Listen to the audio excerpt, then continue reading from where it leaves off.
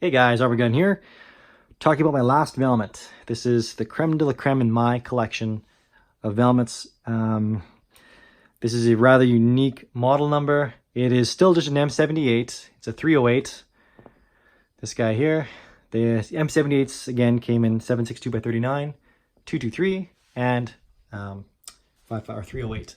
So, however, the 308s came in both milled and stamped receiver versions. This is a stamped version.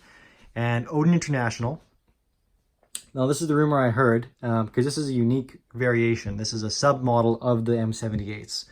So because it's basically an aesthetic difference only, it's designated the M78-83S, and that was a designation that Odin International added. It's not really true from the factory. The factory gun is an M78. The receiver is an M78. It was just marked as an 83S. They came in an 83, I believe, and designated an S for a sniper. For whatever reason, at the time, I believe there was an import restriction on Dragunovs. At least this is the backstory that I was told, or I read somewhere. It seems somewhat plausible to me, because it is somewhat of a skeletonized, Dragunov-looking-esque stock. They put a side rail on it, and then they had this, this isn't actually attached here. This is the scope rail, and this Electropoint Mark V scope. It's actually a Mauser. And this was, I've heard there was only 50 of these put together. And allegedly most of them had polymer.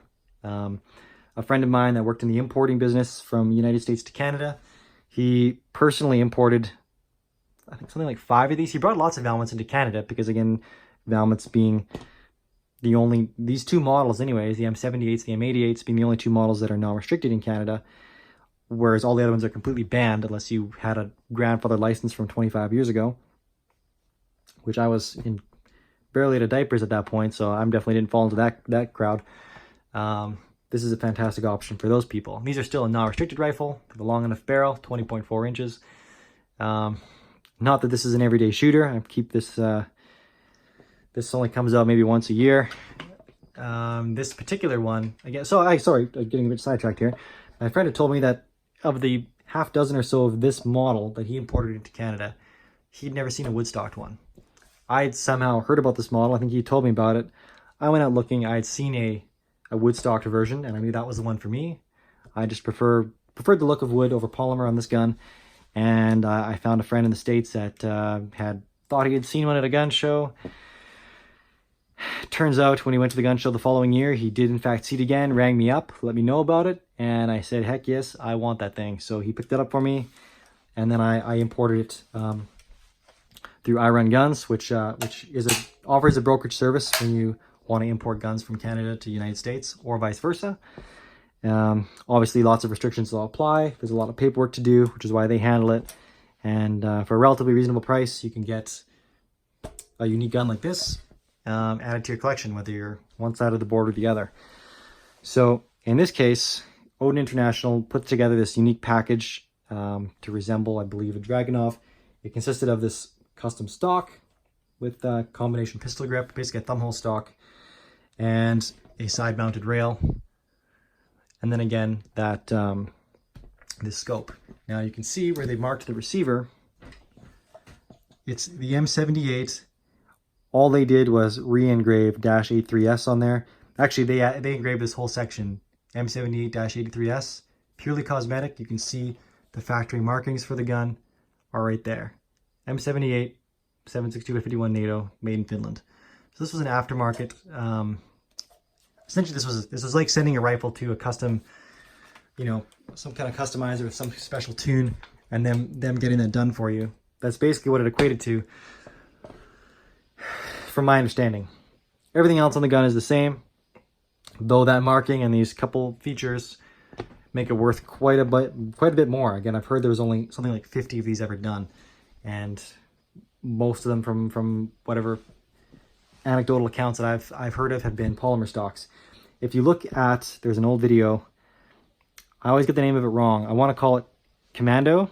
It might be something else though. It's with Arnold Schwarzenegger, and he's got these M78, but it's the 762 by 39 version. So the 762 by 39 model of the gun. I got a video on that as well.